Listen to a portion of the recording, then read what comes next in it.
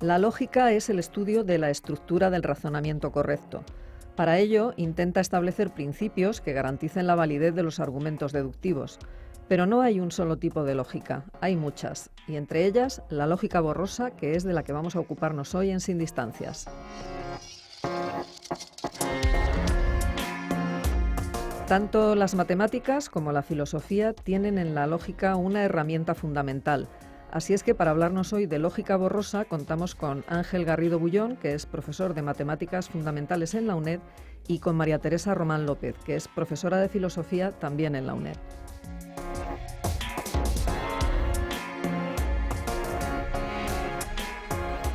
En los últimos tiempos se oye hablar mucho de la fuzzy logic, o lógica borrosa, sin que para muchos quede claro qué se esconde tras ese nombre aparentemente contradictorio y desde luego bastante sorprendente. Para hablarnos de ello, hoy contamos con Ángel Garrido, profesor del Departamento de Matemáticas Fundamentales de la UNED, que desde hace años viene dedicándose al estudio de las lógicas no clásicas y muy especialmente de la lógica borrosa.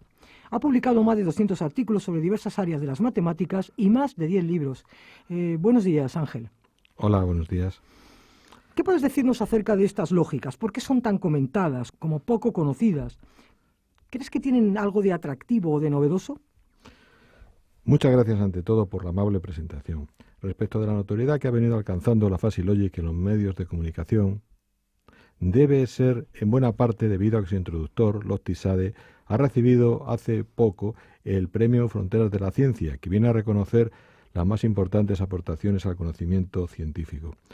Aunque ya desde tiempo atrás eran bastante conocidas las asombrosas aplicaciones técnicas de la fuzzy logic que dieron lugar al llamado fuzzy boom en Japón y en otros países orientales. ¿Qué dicen realmente las lógicas borrosas respecto de la verdad? ¿Cómo queda tras la aparición y auge de estas teorías? Bueno, lo primero sería decir que no se debe hablar de una sola lógica borrosa, en singular, sino que es mejor utilizar en este caso el plural, porque aparte de la de Lukasiewicz, se puede hablar de la de Post, de la de Gödel, de la de Bochbar, de la de Klein, etc. Por otra parte, como sabemos, la lógica es el estudio de la estructura del razonamiento correcto e intenta establecer principios que garanticen la validez de los argumentos deductivos. El concepto de validez es por ello central para la lógica, ya que cuando afirmamos la validez de un argumento estamos diciendo que es imposible que su conclusión sea falsa si sus premisas son verdaderas. Tendemos a asignar a la verdad dos propiedades fundamentales, la de universalidad y la de objetividad. Universalidad porque se trata de una capacidad común a todos los humanos, y objetividad porque es independiente de las consideraciones de tipo personal. Todos podemos decir la verdad, independientemente de quiénes seamos o de qué rango tengamos. Podemos recordar aquella frase del Juan de Mairena de Antonio Machado, de la verdad es la verdad, la diga Agamenón o su porquero. Pero ambas propiedades, las de universalidad y objetividad por sí solas, no nos garantizan nada, ni siquiera distinguen con claridad la simple opinión o creencia de lo que sería la verdad. Hemos de decidir primero qué cosas pueden ser verdaderas y cuáles falsas. Diremos que las proposiciones son las que pueden ser verdaderas o falsas, porque las proposiciones serían descripciones del mundo, esto es, afirmaciones o negaciones de sucesos en mundos posibles. Dos concepciones de la verdad no opuestas, pero sí distintas entre sí, serían estas: la concepción de la verdad como coherencia y la concepción de la verdad como correspondencia. Según el punto de vista de la coherencia, una proposición es verdadera o falsa según sea su relación con un sistema dado de proposiciones. Lo es porque se han aplicado consistentemente las reglas de dicho sistema. Según el punto de vista de la correspondencia, una proposición es verdadera o falsa si concuerda con la realidad, con el hecho al que se refiere. Para añadir aún más complejidad al problema, hemos de tener en cuenta que no declaramos la verdad o falsedad tan solo de las proposiciones, sino también de las teorías, de las ideas y de los modelos. Por todo esto fueron apareciendo nuevas concepciones de la verdad. La idea básica que subyace en todas estas concepciones es la de una intrínseca dicotomía entre lo verdadero y lo falso. Esta oposición implica la validez de dos leyes fundamentales de la lógica clásica. El principio de tercio excluso, toda proposición es verdadera o falsa y no cabe otra posibilidad, y el principio de no contradicción, ninguna proposición puede ser verdadera y falsa simultáneamente. Estas ideas básicas y sus corolarios generan toda una serie de paradojas, sobre las cuales se fundamenta la necesidad de superar dicha estricta bivalencia de valores de verdad de la lógica clásica. De ahí que se hayan planteado toda una serie de lógicas alternativas o no clásicas, entre las que podemos mencionar no solo la lógica borrosa, sino también otras, como las lógicas no monótonas, la Fuzzy Modal Logic o la paraconsistente. ¿Cuáles serían esos problemas y paradojas que plantea la bivalencia que mencionas? Bueno, deberíamos para ello remontarnos en el tiempo hasta la antigua Grecia y mencionar la famosa cuestión de los futuros contingentes, un tema ya abordado por Aristóteles en su tratado Perimeneias integrado en el Organon. Según la interpretación contemporánea del gran lógico polaco Jan Łukasiewicz, eso nos podría empujar hacia el fatalismo o el determinismo, posibilidad que trataba de combatir. Pues aceptar que una proposición sobre un suceso futuro sea verdadera o falsa convertiría en necesario o imposible el suceso enunciado por la proposición. La solución, propuesta por el propio Łukasiewicz, sería la de aceptar una lógica trivaluada, o con 3 valores de verdad, en la que además de verdadero y falso se aceptase un tercer valor de verdad, el i, por indeterminado, con valores veritativos de 1, 0 y 1/2 respectivamente. También lo plantearía más tarde, y de modo independiente, otro lógico polaco, Emil Leon Post, pero en su caso desde una visión puramente algebraica y no filosófica. Naturalmente, la ley de tercio excluso o la de no contradicción podrían dejar de funcionar, con las consecuencias que de ello se derivarán.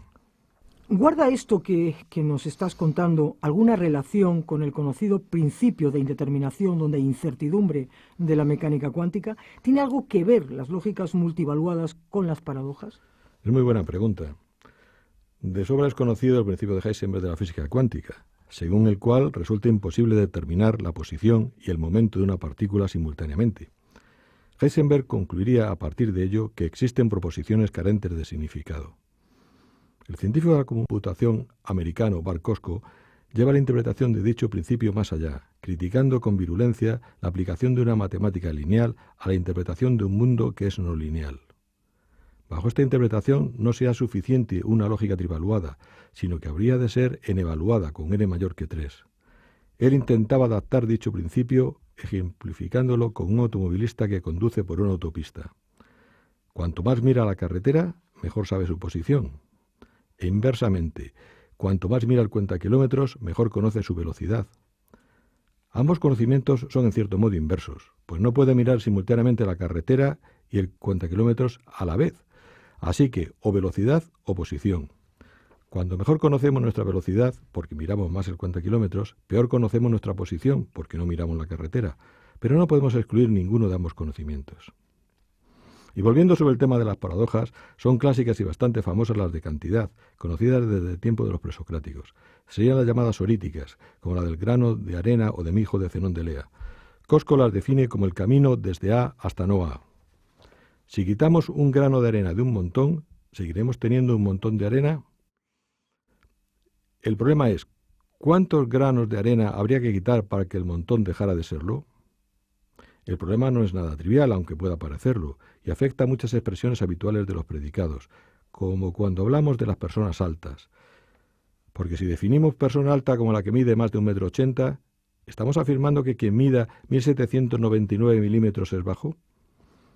El propio Russell ya se había dado cuenta de ello cuando en 1923 dio una conferencia, luego publicada como artículo, la de Baynes, sobre la vaguedad. En ella se preguntaban, por ejemplo, ¿cuántos pelos tendría que perder una persona para que pudiera empezar a ser llamada calva? En cuanto a la relación con las paradojas, esta es clara, e incluso se ha hecho bastante famosa una de ellas, la del gato de Schrödinger, el famoso físico austríaco. Consiste en un experimento mental para el que disponemos de 3 elementos, contenidos en una caja opaca. Se trataría de un gato, de una pequeña botella con una sustancia altamente venenosa, letal, y de una partícula radiactiva que tiene un 50% de probabilidad de comenzar a desintegrarse.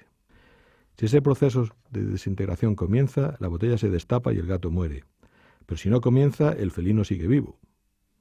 Para un observador humano externo solo caben 2 posibilidades, mutuamente excluyentes entre sí: que el gato esté vivo o que esté muerto. Pero un especialista en microfísica podría considerar que está vivo y muerto a la vez, debido a la superposición de estados cuánticos, hasta que la caja se abriera y lo pudiéramos comprobar. En el fondo, esto se trataba, en su origen, de una crítica a las nuevas teorías cuánticas. ¿A qué consecuencias piensas que se podría llegar de seguir adelante con todos estos planteamientos, ¿no? ¿Ya no habría diferencia entre verdad y falsedad?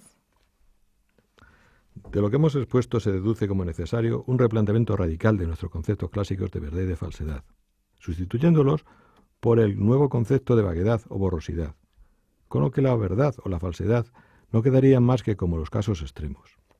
Por borrosidad entendemos el hecho de que una proposición puede ser parcialmente verdadera y parcialmente falsa al mismo tiempo.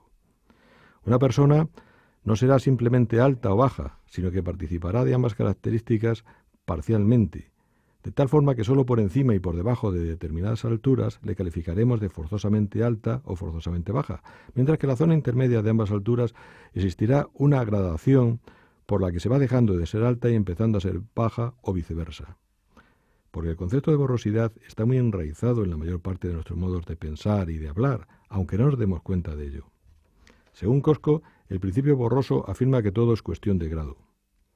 Todas las proposiciones adquieren un valor veritativo comprendido entre el 1, la verdad, y el 0, la falsedad, ambos incluidos. La asignación de estos valores extremos solo se dará en el caso de verdades o falsedades lógicas o de inducciones fuertes, del tipo todos los hombres son mortales, que puede ser un buen ejemplo de inducción fuerte, puesto que no existe hasta ahora ningún contraejemplo. Los argumentos para la introducción del concepto de borrosidad en lógica ya han sido expuestos, pero sería necesario examinar también algunos aspectos esenciales antes de su admisión final. Sobre los antecedentes de la borrosidad resaltan las diferencias entre las filosofías orientales y las occidentales respecto del concepto de verdad, resumiéndolo en la oposición de Buda frente a Aristóteles. En realidad, se llega a afirmar que la filosofía occidental, como heredera de Aristóteles, ha venido aceptando la bivalencia de forma acrítica, esto es, como un útil sistema simplificador de una realidad excesivamente compleja, con lo que se ha ganado en simplicidad se ha perdido en precisión. Por el contrario, las sabidurías orientales parecen haber aceptado ya desde la antigüedad la estricta unidad de los opuestos, pero sobre esto quien mejor podría informarnos eres tú, María Teresa, como especialista en sabidurías orientales. Sí, lo que acabas de comentar y lo que has explicado hasta ahora ofrecen un ámbito desde el cual podemos proyectar algunas de las ideas más atractivas sobre la no dualidad presentes en las sabidurías orientales, sobre todo en las denominadas sabidurías orientales no duales, a saber, el taoísmo filosófico, el Vedanta Advaita hindú o las escuelas Madhyamaka y Yogacara del denominado budismo Mahayana. Recomiendo a nuestros oyentes un artículo que encontrarán en la red titulado Una aproximación a las sabidurías orientales no duales, publicado en el año 2010 en la revista Endoxa. Como no puedo hablar de todas las escuelas, voy a referirme solamente a la escuela Madhyamaka, aunque de una forma muy breve. Fue fundada por Nagarjuna ya por el siglo II de nuestra era, y a ella pertenecieron Aryadeva, Buddhapalita, Santideva, etc., Chandrakirti. El periodo de desarrollo de esta escuela se extiende entre los años 150 al 800 de nuestra era, y dentro de él se pueden distinguir varias etapas. La primera está representada por Nagarjuna y su discípulo Aryadeva. La filosofía de Nagarjuna encarna dentro de la historia del pensamiento budista una radicalización de la concepción no sustancialista de la realidad que mantenía el budismo primitivo y posteriormente el llamado o conocido budismo Hinayana. Esa radicalización consistirá en la afirmación de que todo es irreal, los dharmas, el Buda y el nirvana. La segunda etapa se inicia con Buddhapalita y Bhavya. Buddhapalita es el fundador de la escuela Madhyamaka Prasangika, llamado así por sostener que el verdadero método de Nagarjuna y de Aryadeva es el prasanga, o lo que es lo mismo, la reducción al absurdo. De acuerdo con la escuela prasangika Madhyamaka, un seguidor de las tesis de este grupo no puede sostener una posición propia, no tiene por qué fabricar silogismos ni acreditar argumentos. Lo único que tiene que hacer es deducir las consecuencias absurdas a las que se llega con las tesis sostenidas y las explicaciones empleadas por el adversario. Enseñará las contradicciones inherentes a esas tesis y argumentos en el seno de las normas admitidas por el propio adversario. En la exposición de la transmigración de la existencia de Nagarjuna leemos: todas las cosas son solo nombre, se encuentra solo en el pensamiento, separado de la palabra, lo que ella designa no existe. Y más adelante leemos: el ojo no existe, tampoco la forma, lo que se percibe no existe, tampoco la atención, nada es existente ni no existente. Todo esto, evidentemente, quizá podría tener cabida en algunos de los aspectos que tú has desarrollado. Así pues, y siguiendo un poco la línea de Oriente, ¿Qué más puedes contarnos de lo que se ha investigado acerca de los orígenes orientales de este pensamiento o de la mayor permeabilidad de aquellas culturas y sociedades a las nuevas ideas?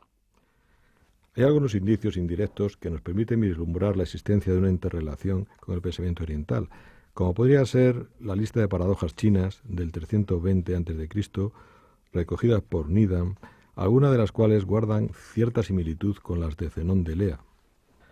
Sea como fuere, lo cierto es que algo de estos pensamientos han llegado hasta nuestros días.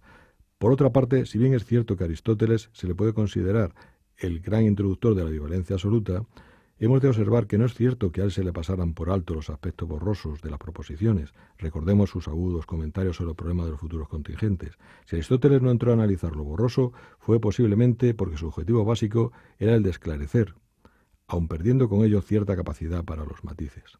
Y además, Aristóteles no disponía del aparato matemático necesario para desarrollar la lógica difusa. La gestación de dicho constructo se inicia con Newton y Leibniz, quienes desarrollaron el cálculo infinitesimal, pero ya en el siglo XVII. Aparte de que esa obsesión por la exactitud en las matemáticas hace que, según la famosa frase de Einstein, en la medida en que las matemáticas se refieren a la realidad, no son ciertas, y en la medida en que son ciertas, no se refieren a la realidad. Pero lo que no dijo ahí es que el aparato deductivo de las matemáticas nos ha facilitado, y mucho, una comprensión cada vez mejor de la realidad. La explicación aristotélica del movimiento, por ejemplo, fue sustituida en su día por el paradigma newtoniano, pero gracias al cálculo infinitesimal, sin el cual no hubiera sido posible. Dicho cálculo solo se utilizó para el estudio de la física en los siglos siguientes, experimentando un desarrollo espectacular con Euler, Laplace, etc. Hoy ya impregna todas las ciencias. En cierto modo, puede considerarse que el cálculo infinitesimal introdujo en la matemática la cuestión del grado o de la escala de grises. ¿En qué medida o grado varía la magnitud A cuando modificamos de modo casi imperceptible la B, siendo A una variable que depende de la B? La matematización de la lógica, que se inicia a mediados del siglo XIX, con Augustus de Morgan y George Boole, tiene su punto culminante con la introducción de la teoría de conjuntos, a finales de ese siglo, con Cantor y con Frege. Aunque de forma casi inmediata surgirán las primeras paradojas de la teoría, como la de Bertrand Russell, muy conocida, la paradoja de las clases o del conjunto de los conjuntos que no se contienen a sí mismos. En definitiva, el concepto de inclusión no sería más que una forma de bivalencia. Los elementos o están incluidos o no están incluidos en un conjunto, sin términos medios. Habría luego que esperar hasta 1937 para que el filósofo y físico cuántico Max Planck escribiera un primer artículo sobre los conjuntos vagos, que tuvo entonces una influencia casi nula. La formalización definitiva de los conjuntos borrosos se debió luego a Loftus Sade en 1965, que fue quien, combinando las ideas de Lukasiewicz y la teoría de conjuntos clásica, propuso un sistema, también axiomático, que trascendiera el marco de los elaborados hasta entonces, porque la lógica difusa no pudo ser instrumentalizada hasta no contar con ese concepto del fuzzy set o conjunto borroso. La idea que hay detrás de él es muy sencilla. Para cualquier elemento de un conjunto, digamos X, esa condición de hallarse más o menos dentro del mismo vendrá dada por una función mu de X, que es la llamada membership function o función de pertenencia, la cual generaliza la idea de función indicador o función característica de la teoría cantoriana. Así, cuando mu de X toma tan solo dos valores, el 1, es decir, el X le pertenece absolutamente al conjunto, y el 0, X no le pertenece en absoluto, estamos ante un conjunto ordinario, también llamado clásico o crisp set. Pero cuando mu de X puede tomar cualquier valor dentro del intervalo unidad de los reales, el 0,1, entre corchetes, como sabemos, estamos ante un conjunto borroso. Esto permite modular e introducir grados y funciones de verdad, tanto primero en los conjuntos como luego en las proposiciones, y con ello logramos aproximarnos con una mayor sutileza a lo que resulta tan habitual para el pensamiento humano y para el lenguaje natural. Y finalmente, hemos de hacer algunas consideraciones. La primera es que durante el interbellum, o periodo comprendido entre las dos guerras mundiales, de 1918 a 1939, floreció en Polonia una escuela de lógica matemática de las más brillantes que haya habido nunca en la historia. Será llamada Escuela de Lwów-Varsovia.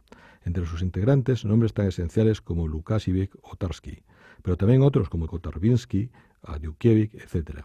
Serían los herederos de la tradición de Bernard Bolzano, quien, a través de Brentano y Twardowski, les llevó hacia un pensamiento claro y bien estructurado. Pero no solo se cultivaba allí y entonces la lógica o la filosofía, sino que también, y muy conectada con ellas, se ha de hablar de la escuela matemática polaca, con figuras de la máxima importancia, como es el caso del creador del análisis funcional, Stefan Banach, quien estudió y vivió en la ciudad de Lwów, o de su mentor, Hugo Steinhaus. Hay muchos otros y de gran relieve, como Sierpinski, Mazurkiewicz, Kuratowski o Ulam. A ellos se deben muchas de las aportaciones más importantes al pensamiento universal del siglo XX. Sobre las aplicaciones prácticas de la lógica borrosa, pues podríamos comentar que esa desviación, ciertamente observable, hacia los países orientales de estas nuevas ideas, que japoneses, surcoreanos, chinos, indios y otros han sabido aprovechar también, tuvo un curioso comienzo, porque el mencionado ingeniero azerí, Lotti Sadeh, profesor de la Universidad de California, Los Ángeles, acudió a IBM para ofrecerle sus ideas, y estos, digamos, agudísimos linces, le dijeron que no le veían utilidad práctica alguna. Por esto, los japoneses aprovecharon la ocasión y se lanzaron a aplicarlas para todo tipo de sistemas de control, en cámaras fotográficas, termostatos, lavadoras, frigoríficos o en el sistema de frenado ABS de los coches, entre otros. Lo cual no significa que no tuviese un peso notable en la rápida aceptación por Oriente de la Fuzzy Logic, una tradición y unas ideas propias del budismo o de otras sabidurías allí arraigadas. Otra utilidad indudable de la lógica borrosas es la del diseño de los sistemas expertos, en los cuales se trata de volcar y automatizar la experiencia de un experto, sea este un médico, un ingeniero, etc., por medio de un sistema basado en reglas, para luego poder tomar decisiones adecuadas, sin necesidad ya de la presencia del experto. Es famoso el llamado sistema Mything u otros dedicados al pronóstico y el seguimiento de las enfermedades, como las coronarias, del control de procesos o de las predicciones meteorológicas. También se utiliza para la fusión con técnicas de la neurociencia, consiguiendo con ello diseñar sistemas neurofuzzy u otros similares. Sí, pues estos datos, toda esta información que nos acabas de proporcionar a mí me resultan extraordinariamente interesantes y además pues veo que ahí hay muchas posibilidades para referirnos a la sabiduría oriental, ¿no? En todo caso nos ofrece un marco donde podríamos hablar desde ese marco. Bueno, esperamos que además todos esos comentarios sirvan como una primera aproximación a la lógica borrosa que tan importantes consecuencias tiene sobre la filosofía y sobre el pensamiento en general. Gracias por tu participación en este programa y creo que lo vas a rematar, muy bien, porque vas a hablar de un curso. Sí, bien, pues como hemos comentado, parece que es un tema muy interesante y que cada persona que se sumerge en él parece que le va tomando cada vez más gusto y crea, digamos, cierta adicción. Es un tema que ha tenido muchas polémicas, sobre todo en Estados Unidos, donde se le ha llegado a descalificar, llamándole incluso cocaína de la ciencia, y eran precisamente los compañeros de Lotti Sadeh los que decían estas cosas, con lo cual, bueno, pueden ser unas peleas, digamos, de colegio, internas. Parece que en España esto costó en principio que empezara, digamos, a cuajar, pero luego ha conseguido bastantes avances. De hecho, en las aplicaciones de la lógica borrosa, uno de los centros punteros es español y es la Universidad Pública de Navarra. También tenemos el caso de un centro para investigación de la inteligencia artificial y de la computación que han creado en Asturias, en la ciudad minera de Mieres, y que atrae a muchos investigadores internacionales importantes, entre otros el japonés Mikio Sugeno. Quien lo dirige es el español que se considera el introductor de la lógica borrosa en España, que es Enric Trillas. Entonces, este centro es de los punteros en el mundo. No es el único, hay muchos otros, pero este es de los más importantes. También hay un grupo muy importante de investigadores en Barcelona, del CSIC, que son del Instituto de Inteligencia Artificial. Y fuera de España, restringiéndonos a Europa, los más importantes, se podría decir, son los de la República Checa, concretamente de la Universidad Carolina de Praga, Peter Hayek y su grupo. Existen también los de la Universidad de Ostrava, con Willem Novak y otros más.